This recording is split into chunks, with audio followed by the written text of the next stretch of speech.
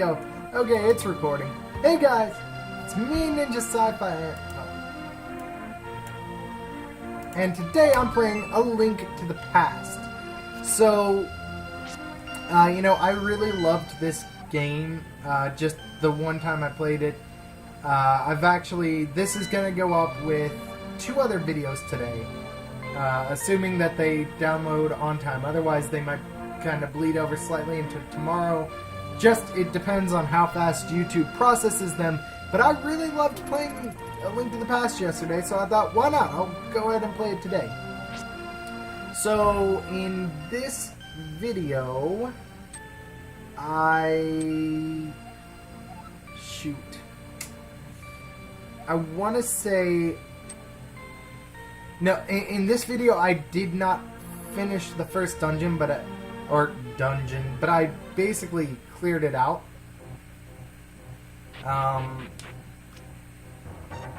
I cleared it out except for the boss. So here I was just lost. I'm like, oh.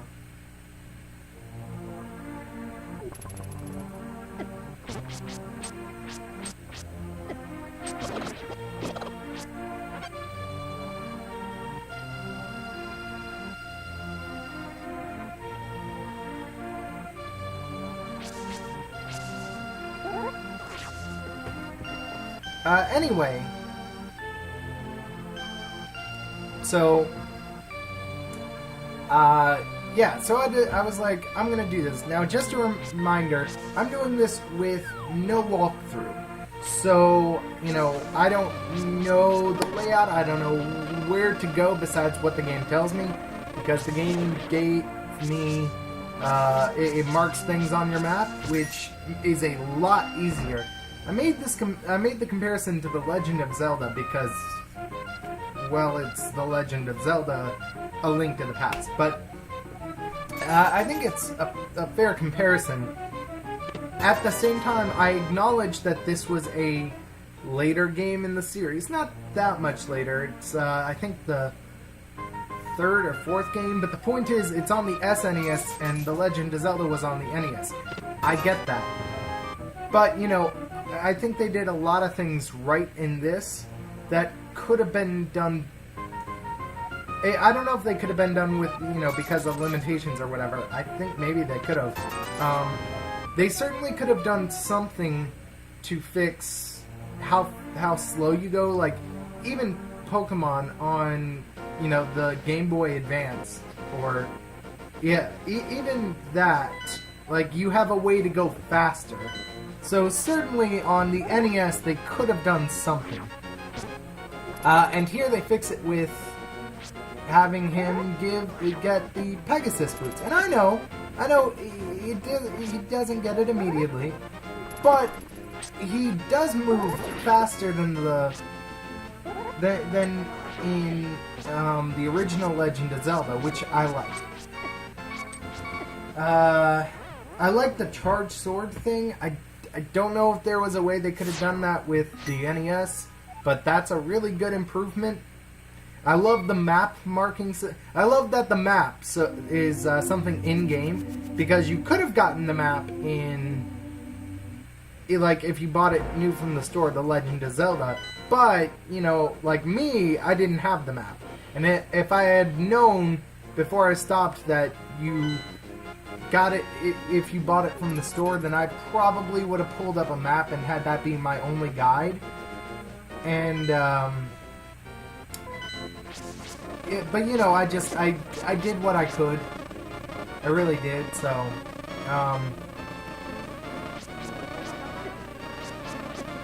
I definitely think that, like, the charging sword thing is cool. It's not a necessity. They took away the firing shot, and it's kind of, I don't want to say exchanged it for the charging the sword, but they do, you know, like, that is something that's a trade-off. I found myself several times at full health in this game, because, for those who don't know, I'm actually playing this game and the original Legend of Zelda side by side. So, I don't know if, like, there were several times I found myself with full health trying to, you know, trying to shoot a sword and finding myself injured because I didn't, because it isn't the Legend of Zelda. They didn't put that in this. Which just makes me wonder kind of why, because you don't get the bow until the first dungeon is basically complete. So, you know, it made me wonder, like, what's the point of this? What's the point of not doing it? I don't think it was limitations, because they did it in the first game. So, it's one of those things. I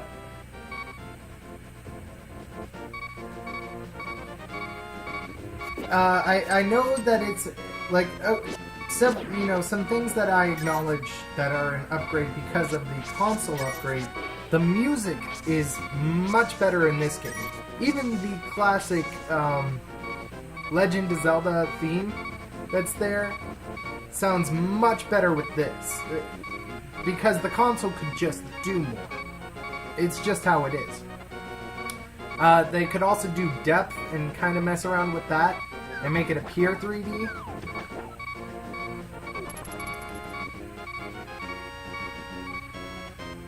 I'm sorry. Sometimes I get distracted watching this. Like there have been a couple of times I've noticed already where it was almost a "why are you hitting yourself" moment. Like I went ahead and jumped into the lake and it popped me back out and hurt me. And then I jumped back in again and then it spit me back out and hurt me. So, it's kind of like, why are you hitting yourself? Why are you hitting yourself?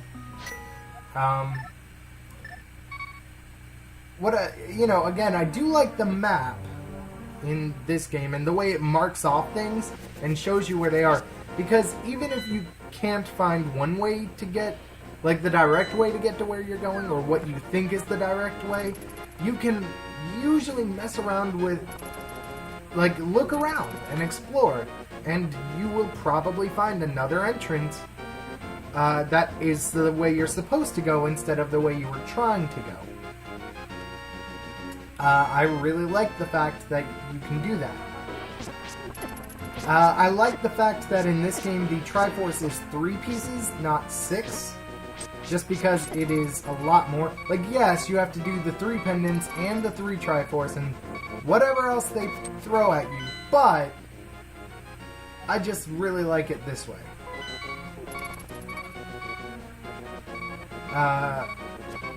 Just because, like, with 6, where you're getting little pieces, it's almost annoying, because it's not you're not necessarily in the original doing the dungeons in order. So you might get a piece up here, then a piece down here, then the piece right next to it, then another piece over here. So you're getting, like, these little bits of incomplete Triforce. And it just looks weird because, like, in my mind, before I really started playing these games, the way I thought of the Triforce was, triangle, triangle, triangle.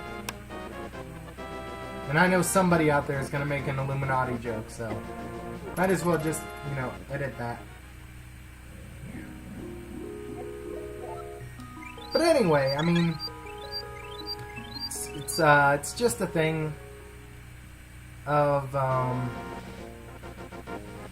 I will say this, like, I've been saying a lot of things that I like that are better in this version compared to Legend of Zelda. I love both games, frankly. I don't have an SNES myself. This is an emulator. But, I wish I did, and I wish I had the game, because it is a lot of fun.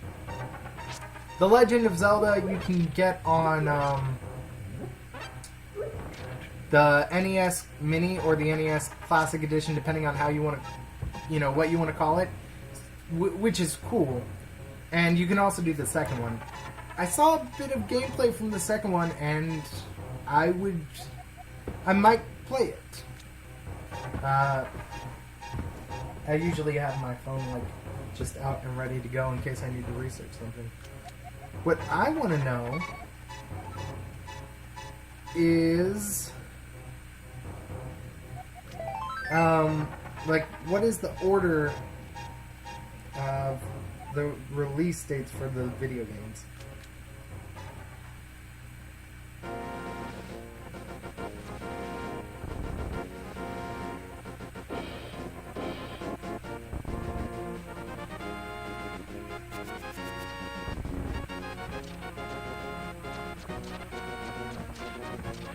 So, let's see.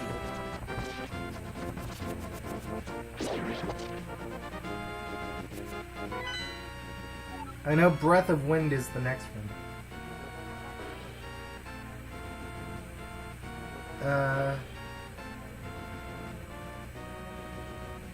Because I think it goes Legend of Zelda, Legend of Zelda 2 Link's Quest, a Link to the Past.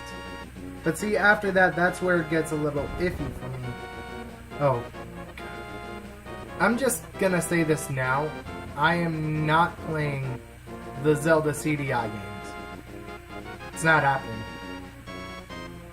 First of all, because I do an emulator and I don't play it on the console, the keyboard is what I'm using, so I have to figure out the controls. And if the controls were weird and tough to figure out with the NES, I can't imagine how they'll be with the CDI. Maybe it's easier, maybe it's not. Still though.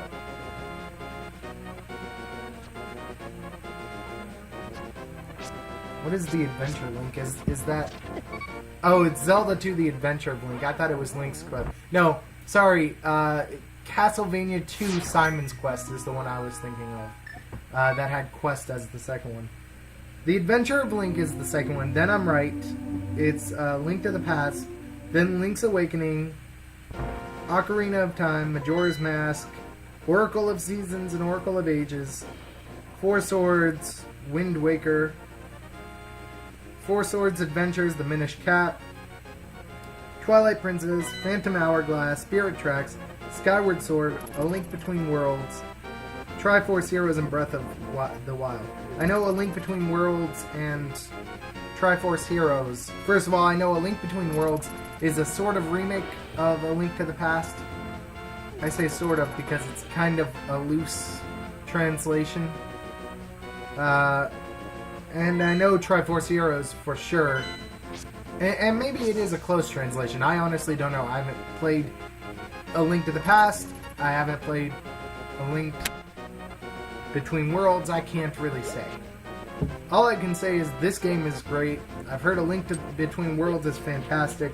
It's a remake of this, but with new elements added to it.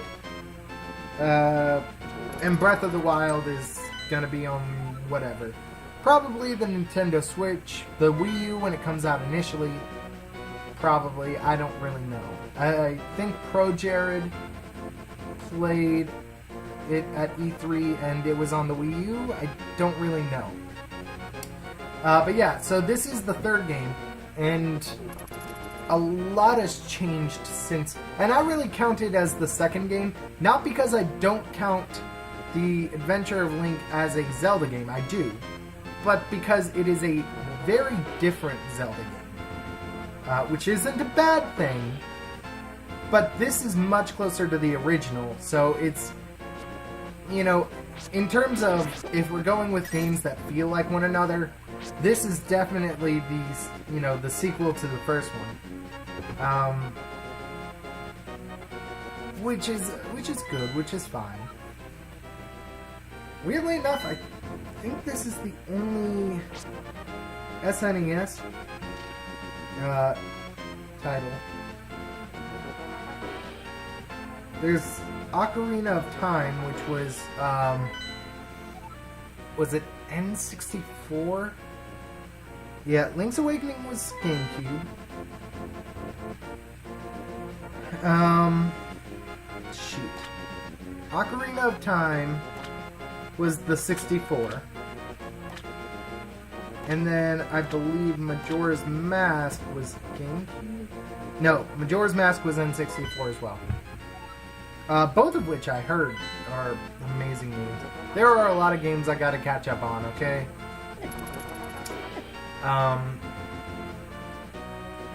There are actually a lot of great Zelda games. I do want to do 4 swords on here.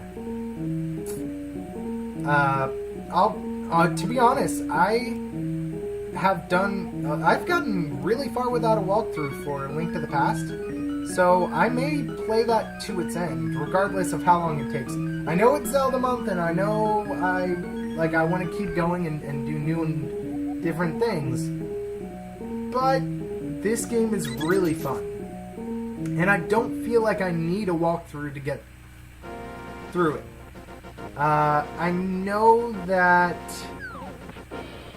So, it is interesting because I know some of the items from this game, not all of them, but some of them, and I kind of could predict what was going to happen. So, I got the prediction there on screen, where it's like, you'll use the Book of Gamelon or whatever, and I know it's not Gamelon, but it's, Medora, I think. The Book of Medora, to, open up the desert, or whatever it said. And, so that was, like, I knew, okay, to get that book, because I went into the bookstore, and it was on the shelf, and I couldn't figure out how to get to it. And it sparked my memory, because before I played this, I actually saw Pro Jared do his randomized version, and the thought came back to me, it's like, oh, you use the Pegasus boots to ram into a shelf with it on it, with the Book of Medora on it, and then it falls, and you get it. Since the Book of Medora gets you to the second pendant, and the first pendant comes before then, it was like, oh, the first pendant must give you the Pegasus boots. I think the second one gives you the Titan glove, just because the first one, just because there are a lot of rocks, like smaller rocks especially, that I've seen blocking places, but I'm not completely sure. Again, I'm not using a walkthrough, so I don't know. I also forgot about this guy. I ended up wasting some bombs accidentally in the first dungeon. This is the video where I get through the first one,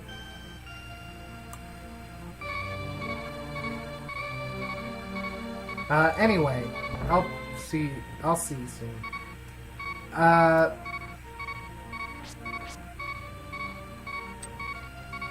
couldn't figure out what to do here.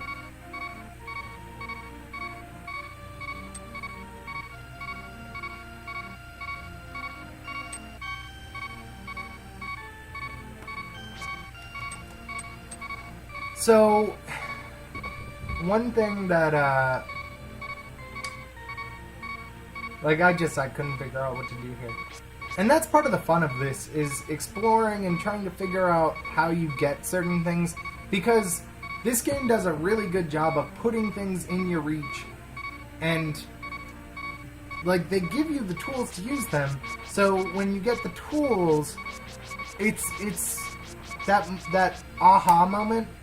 It's like, like, if you were trying to create steam. Well, I've got fire, and I've got water. What can I do to make steam? Okay, wait. This is a game about combining elements. So, if I just take fire and water and put them together, bam, steam. For those of you who don't know, that was a Doodle God reference. But, the point is they give you all the tools that are there, and you just kind of have to sit through. Oh. That was the end of the video. Whoops. Well, I've gone past at this point. So, guys, I guess that in the next video, I will go ahead and... Oh, yeah, because there are 3 more, or 2 others I've got to do, which makes sense. In the next video, I'll go ahead and go into the first dungeon and clear it out mostly. My bad, I thought I did it in this video. In the meantime, like, comment, subscribe, and share. Thank you so much, guys, for watching. As always, have a good day. Bye-bye.